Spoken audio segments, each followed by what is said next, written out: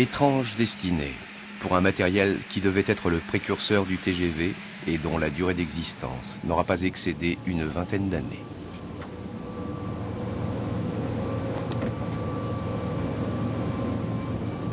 Chassés par l'électrification de la ligne Mans-Cherbourg, les RTG du dépôt de Caen vivent leurs derniers instants.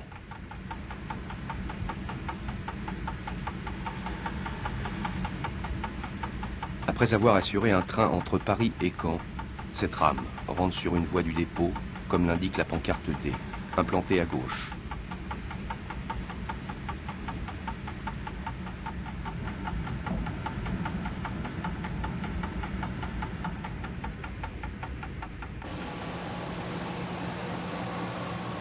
Le passage à la machine à laver fait partie du circuit de rentrée. C'est en 1975 que la première RTG est arrivée au dépôt de Caen pour assurer les relations Paris-Cherbourg à longueur d'année, ainsi que la desserte de Trouville et d'Yves-Cabourg au service d'été. RTG signifie naturellement rame à turbine à gaz.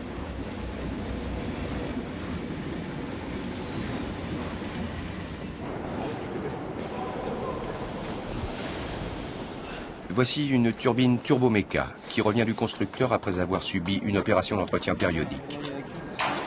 Le temps d'ouvrir le conteneur utilisé pour le transport et nous allons découvrir un turbomoteur de traction Turbo 12 d'une puissance de 1200 kW qui équipe les motrices impaires de chaque rame RTG depuis le début des années 80. Les motrices paires, quant à elles, ont conservé leur turbomoteur Turbo 3 d'une puissance de 850 kW. Cette modification visait à économiser le combustible et à réduire les frais d'entretien.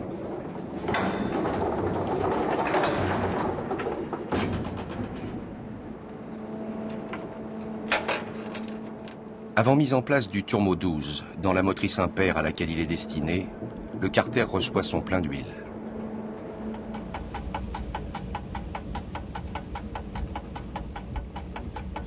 À l'extérieur de l'atelier, la rame sortant de la machine à laver rejoint une voie sur fosse pour la VAR, ou visite à l'arrivée.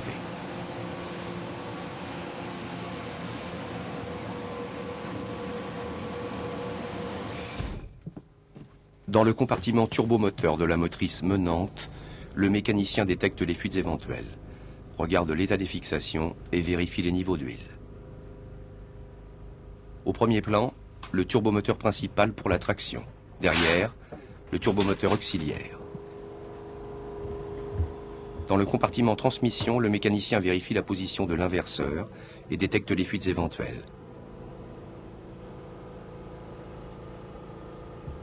Sous la grille se trouve la boîte de vitesse. Le témoin à gauche est en position haute, l'inverseur est sur arrière. Dans le compartiment bagage de la motrice menante, sur le tableau turbomoteur auxiliaire, le mécanicien vérifie notamment qu'aucun disjoncteur de signalisation ni qu'aucun disrupteur n'est déclenché.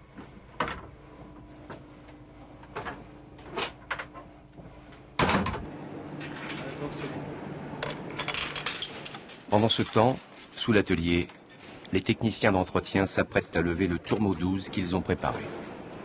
Toujours à l'aide du pont roulant, ils vont ensuite descendre ce turbomoteur à travers la toiture de la motrice pour venir le mettre en place à l'intérieur de son compartiment. Un Turbo 12 pèse 400 kg.